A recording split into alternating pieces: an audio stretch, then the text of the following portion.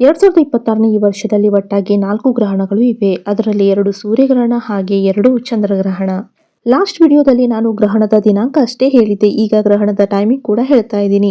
ಮತ್ತೆ ಗ್ರಹಣವು ಯಾವ ದೇಶದಲ್ಲಿ ಗೋಚರವಾಗುತ್ತದೆ ಎಂಬುದನ್ನು ಕೂಡ ಈ ವಿಡಿಯೋದಲ್ಲಿ ತಿಳಿಸಿಕೊಡ್ತಾ ಇದ್ದೀನಿ. ಹಾಗೆ ಇದನ್ನು ನೋಟ್ ಮಾಡಿಕೊಳ್ಳಿ. ಹಾಗೆ ವಿಡಿಯೋ ಆದಷ್ಟು ಶೇರ್ ಮಾಡಿ. ಇಂತಹ ಮಾಹಿತಿಗಾಗಿ ಪೇಜ್ ಅನ್ನು ಫಾಲೋ ಮಾಡಿ. 2026ನೇ ವರ್ಷದ ಮೊದಲ ಗ್ರಹಣವು ಸೂರ್ಯಗ್ರಹಣ. ಫೆಬ್ರವರಿ 17, 2026 ಮಧ್ಯಾಹ್ನ 3 ಗಂಟೆ 26 ನಿಮಿಷದಿಂದ ಪ್ರಾರಂಭವಾಗಿ ರಾತ್ರಿ 7 ಗಂಟೆ 57 ನಿಮಿಷದವರೆಗೆ ಇರಲಿದೆ. ಈ ಗ್ರಹಣವು ದಕ್ಷಿಣ ಅಮೆರಿಕ, ಅಂಟಾರ್ಟಿಕಾ ದೇಶದಲ್ಲಿ ಗೋಚರವಾಗುತ್ತಿದೆ. ಆದರೆ ಇದು ಭಾರತ ದೇಶದಲ್ಲಿ ಗೋಚರವಾಗುವುದಿಲ್ಲ.